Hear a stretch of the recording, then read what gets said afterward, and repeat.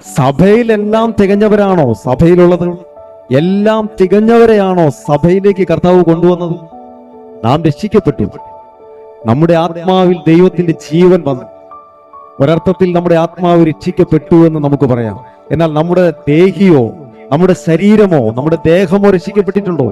ദേഹി ഓരോ ദിവസവും രക്ഷിക്കപ്പെട്ടുകൊണ്ടേയിരിക്കുന്നുവെന്ന് തിരുവചനം നമ്മെ പഠിപ്പിക്കുന്നു.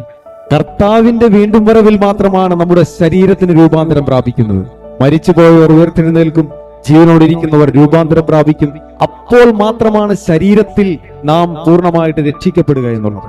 അപ്പോൾ നാം ഇപ്പോൾ രക്ഷിക്കപ്പെട്ടിരിക്കുന്ന നമ്മുടെ ആത്മാവിൽ ദൈവത്തിന്റെ ജീവൻ വന്നു എന്ന അർത്ഥത്തിലാണ്. അപ്പോൾ നമ്മുടെ ദേഹി ഇപ്പോഴും തകർക്കപ്പെട്ട അവസ്ഥയിലാണ് നാം സഭയിലായിരിക്കുന്നത്. പലരും ഒരുപാട് പ്രശ്നങ്ങളും ഒരുപാട് സ്വഭാവ ദൂഷ്യങ്ങളും ഒക്കെ ആയി തന്നെയാണ് സഭയിലേക്ക് വന്നിട്ടുള്ളത്. അവരെ പണിതെടുക്കുന്നതാണ് സഭയിലെ ശുശ്രൂഷ.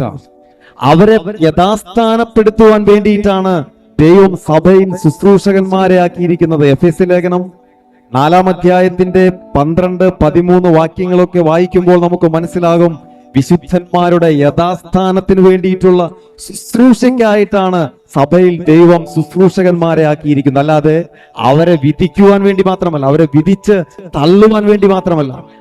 തകർക്കപ്പെട്ട ഒരുപാട് ആളുകൾ സഭയിലുണ്ട്. അവർക്ക് പൂർണ്ണമായി രക്ഷിക്കപ്പെടണം. അവർക്ക് രക്ഷിക്കപ്പെട്ടുകൊണ്ടേയിരിക്കണം. അവരുടെ ദേഹിയിൽ അവർക്ക് രക്ഷിക്കപ്പെട്ടുകൊണ്ടേയിരിക്കണം. കർത്താവിന്റെ വരവിൽ നഷ്ടപ്പെടാതെ അവരുടെ ശരീരവും രൂപാന്തരപ്പെട്ട് പൂർണ്ണമായ അർത്ഥത്തിൽ രക്ഷ അവർക്കും അനുഭവിക്കുവാൻ വേണ്ടിയിട്ടാണ് ദൈവം അവരെ സഭയിലാക്കിയിരിക്കുന്നത്. അല്ലാതെ അവരെ വിധിച്ച് തള്ളുവാൻ വേണ്ടിയിട്ടല്ല. കൊണപ്പെട്ടോണം എന്ന് പറഞ്ഞ് മാത്രം അവരെ വിധിക്കുന്നതല്ല ഉപദേശം എന്ന് പറയുന്നത്. അവരെ തകർച്ചകളിൽ നിന്ന് ക്രിസ്തുവിൽ പണിതെടുക്കുന്ന ശുശ്രൂഷ, അതാണ് ദൈവം ശുശ്രൂഷകന്മാരിൽ നിന്നും ആഗ്രഹിക്കുന്നത്. അവരെ യഥാസ്ഥാനപ്പെടുത്തുന്നതാണ്. സഭയിലെ ഓരോ വിശ്വാസിയെയും, സഭയിലെ ഓരോ അംഗത്തെയും അവരായിരിക്കുന്ന അവസ്ഥയിൽ നിന്ന്, തകർച്ചയിൽ നിന്ന് പണിതെടുത്ത് ക്രിസ്തുവിൽ വളർത്തിയെടുക്കുന്നതാണ് ശുശ്രൂഷ എന്ന് പറയുന്നത്. അല്ലാതെ ആരെയും വിധിച്ച്, ആരെയും കുറ്റം വിധിച്ച് അവരുടെ മനസാക്ഷിയിലേക്ക് കുറ്റബോധം കൊടുക്കുന്ന ശുശ്രൂഷയല്ല സഭയ്ക്കകത്ത് നടക്കേണ്ടത്.